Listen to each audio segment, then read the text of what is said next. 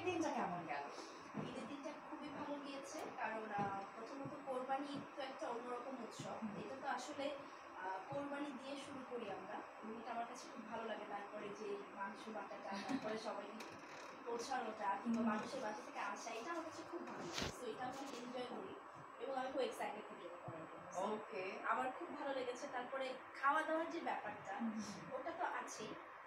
তার থেকে বড় হচ্ছে আমি রান্না করতে খুব পছন্দ করি। তাই? হ্যাঁ, খুবই।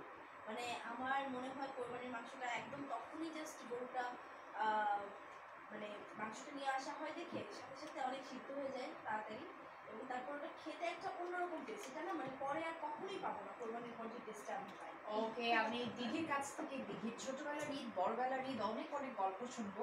আমি একটু আপুর কাছ থেকে শুনে নিতে চাই যে আজকে বিফের কি রেসিপি আমাদেরকে দেখাচ্ছেন। আমি ঈদ স্পেশাল একটি রেসিপি তৈরি করে দেখাবো। আমার রেসিপির নাম হচ্ছে হায়দ্রাবাদি বিফ মশলা।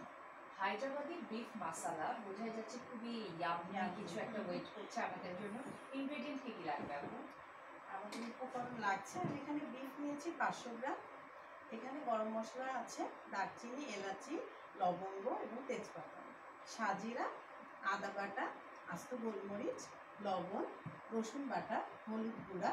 এখানে আমি টমেটো নিয়েছি, লেবু এবং ধনিয়া পাতা, আদা এবং কাঁচামরিচ, পানি, ধনিয়া গুঁড়া, জায়ফল গুঁড়া, ঘি, গরম মশলা গুঁড়া, কাশ্মীরি লাল মরিচ গুঁড়া, মেথির পাতা গুঁড়া এবং কাঁচামরিচ কুচি, তেল আর হচ্ছে টক দই।